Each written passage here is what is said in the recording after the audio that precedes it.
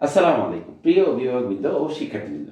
তোমরা আমার সামনে এখন যে প্রশ্নপত্রটি দেখতে পাচ্ছ এটা হচ্ছে ক্লাস 5 সাবজেক্ট ইংলিশ। আমরা যদি আবারও চলে আসি, আমাদের আজকের আলোচ্য প্রশ্নপত্রটি হচ্ছে third terminal assessment 2025 Begumganj Noakhali, class 5 subject English. আমার আজকে যে প্রশ্নপত্রটি রয়েছে এটা হচ্ছে পঞ্চম শ্রেণী, বিষয় হচ্ছে Bangla. Time 2 hours 30 minutes, 4 marks হচ্ছে 100। আমার প্রশ্নপত্রের প্রথমেই রয়েছে read the text and answer the question 1, 2, 3 and 4। আমার একেবারে প্রশ্নের শুরুতে রয়েছে রিড দ্য টেক্সট। রিড অর্থ পড়ো, দ্য টেক্সট অর্থ কি অনুচ্ছেদটি, and answer the question 1, 2, 3 and 4। 1 নং, 2 নং, 3 নং ও 4 নং। আমি প্রথমে আমার প্রশ্নপত্রের যে অনুচ্ছেদটি আছে সেটি পড়ব। এরপরে এই তথ্যের ভিত্তিতে আমি 1 নং, 2 নং, 3 নং এবং 4 নং প্রশ্নের উত্তর দিব। আমার এখানে প্রথমে রয়েছে it's a beautiful spring day, Maria gets up early, she feels happy, she knows that it's a nice day because she puts her hand on the glass of the window, it is very warm. আমার এখানে প্রথমেই রয়েছে একটি অনুচ্ছেদ। আমি এই অনুচ্ছেদটি প্রথম থেকে শেষ পর্যন্ত ভালোভাবে পড়ব এবং এই অনুচ্ছেদের তথ্যগুলো ব্যবহার করে আমি 1 নং, 2 নং, 3 নং এবং 4 নং প্রশ্ন উত্তর দেব। আমার এখানে 1 নংয়ে আছে choose the best answer from the following alternatives and write them in your answer script. আমার 1 নংয়ে রয়েছে choose the best answer. Choose অর্থ কি পছন্দ করো বা বেছে নাও, দ্য বেস্ট অ্যান্সার সঠিক উত্তরটি ফ্রম দ্য ফলোইং অল্টারনেটিভ। ফ্রম অর্থ হইতে, দ্য ফলোইং নিচে যে অল্টারনেটিভগুলো আছে, and write them in your answer script এবং তোমার অ্যান্সার স্ক্রিপ্টে উত্তরগুলো লেখো। আমার এতে রয়েছে when does Maria get up. আমার এতে রয়েছে when does Maria get up. আমার Roman 1 evening, Roman 2 night, Roman 3 early, Roman 4 afternoon. বিতে which season in this is this. বিতে which season is this. Roman 1 হচ্ছে সামার, রোমান 2 হচ্ছে winter, Roman 3 হচ্ছে spring, Roman 4 হচ্ছে অটম। এরপর C number প্রশ্নে Maria can not see because. C number প্রশ্নে Maria can not see because. Roman 1 it is dark, Roman B she is visually impaired, Roman 3 she doesn't feel well, Roman 4 হচ্ছে it is sunny day।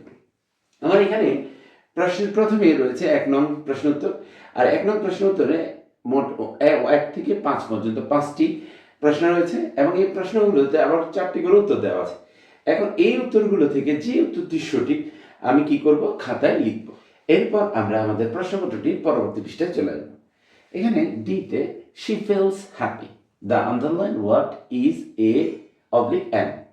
ডিতে she feels happy, the underlined word is a oblique n। Roman 1 হচ্ছে verb, Roman 2 adverb, Roman 3 হচ্ছে adjective, Roman 4 pronoun. ইতে flowers are the symbol of dash।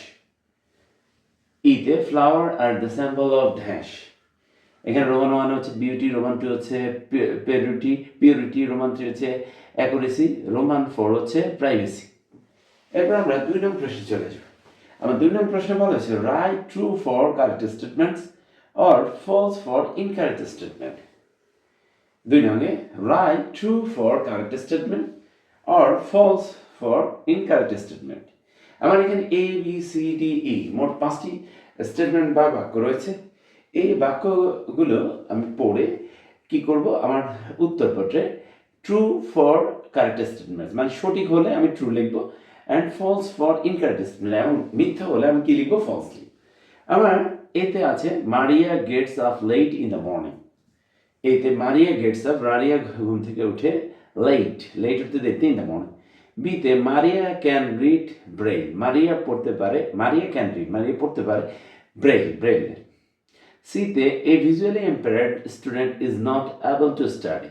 সিতে a visually impaired student একজন দৃষ্টিশক্তিহীন ব্যক্তি বলছে বা দৃষ্টিশক্তি নাই এমন ব্যক্তি, স্টুডেন্ট বলছে ইজ নট এবল সক্ষম না টু স্টাডি পড়ালেখা করতে।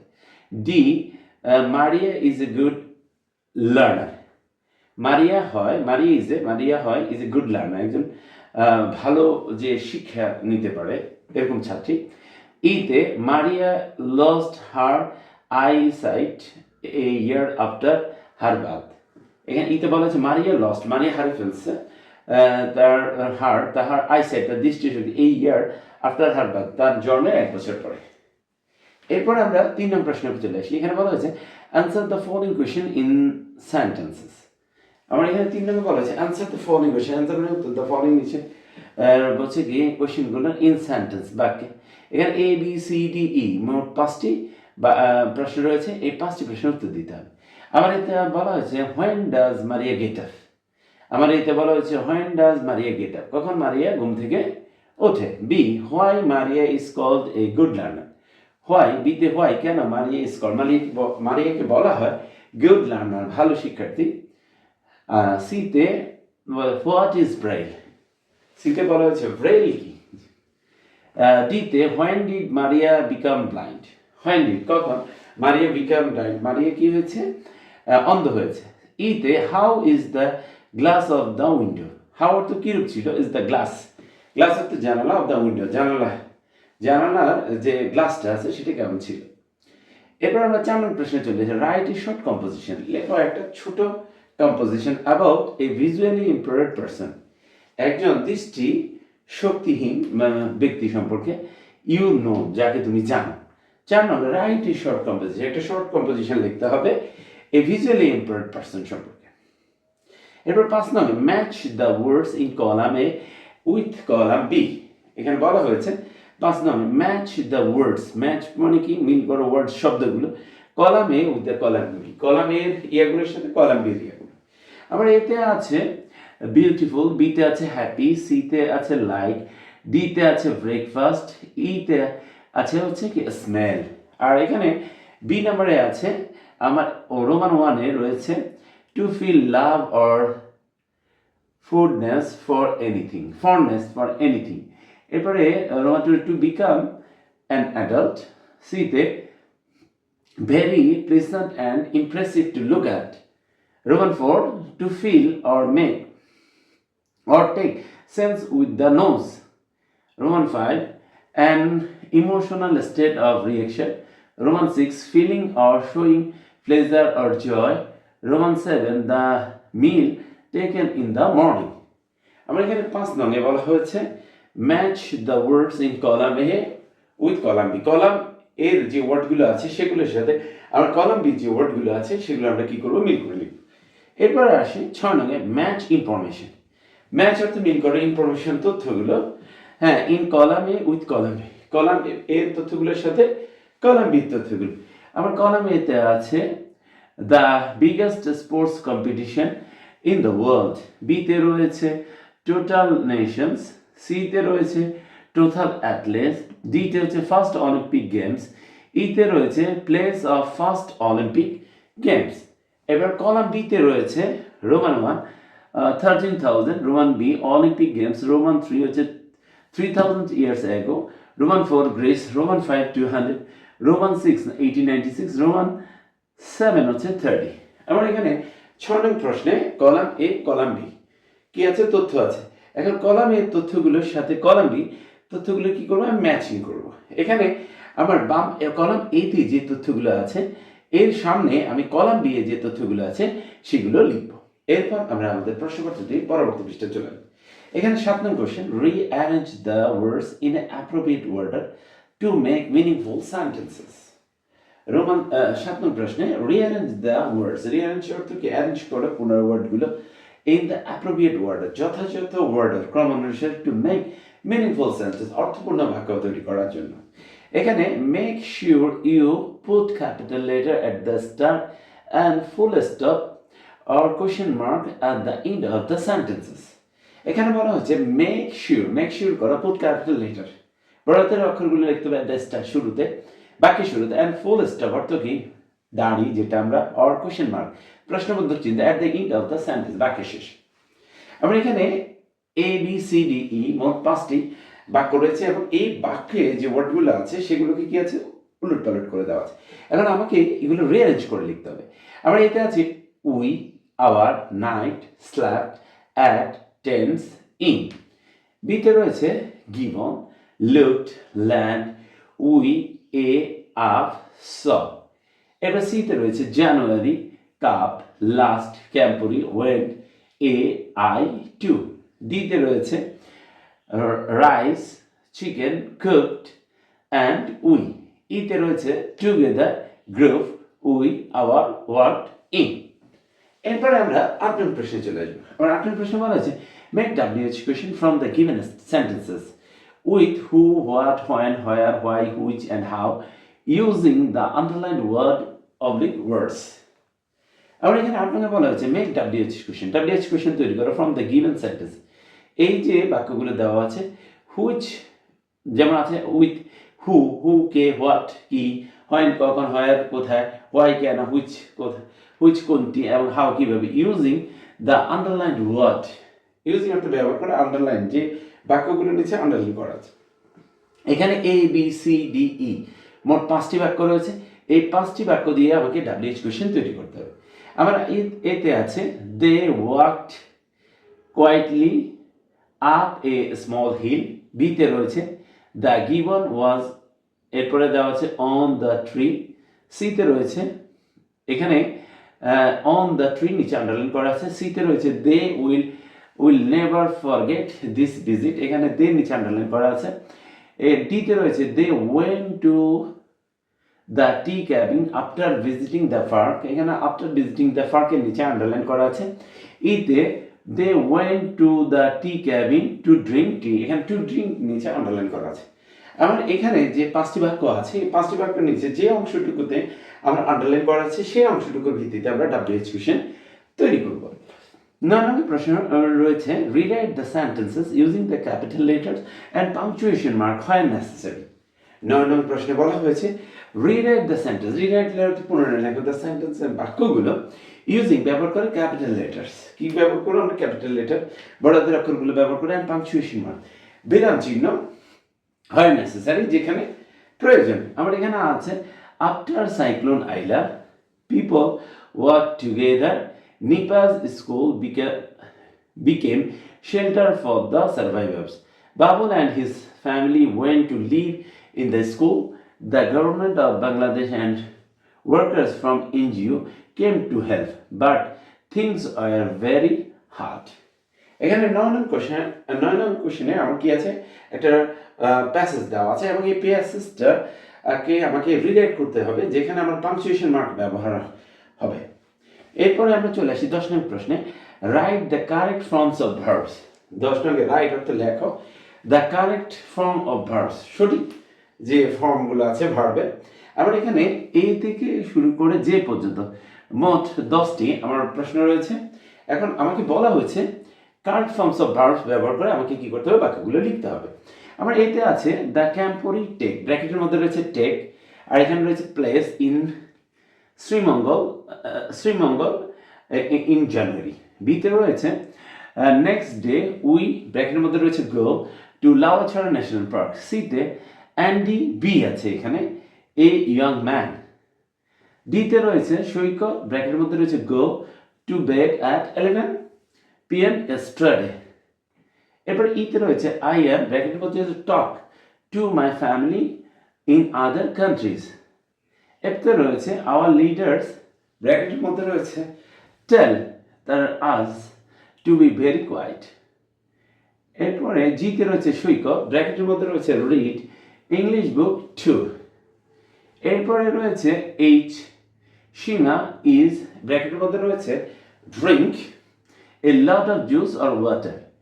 এরপরে আমার আইতে রয়েছে শি, ব্র্যাকেটের মধ্যে রয়েছে হ্যাভ এ ব্যাড হ্যাডেক। যেতে রয়েছে রাজু, ব্র্যাকেটের মধ্যে রয়েছে লাইক টিচিং ভেরি মাচ। আমার এখানে 10 নম্বর প্রশ্নে রয়েছে where the correct forms of verbs, write the correct forms of verb, ভার্বের সঠিক রূপটা লেখো। আমার এখানে যে বাক্যগুলো আছে সেগুলোর ব্র্যাকেটের মধ্যে যে ভার্বগুলো আছে আমি বাক্যগুলো লেখার ক্ষেত্রে আমার ভার্বের সঠিক রূপটা বসিয়ে আমি বাক্যগুলো লিখব। এরপর আমরা আমাদের প্রশ্নপত্রটি শেষ পৃষ্ঠায় চলে আসবো। এখানে 11 নম্বর প্রশ্ন বলা হয়েছে suppose you have different hobbies, you enjoy doing different activities on different days.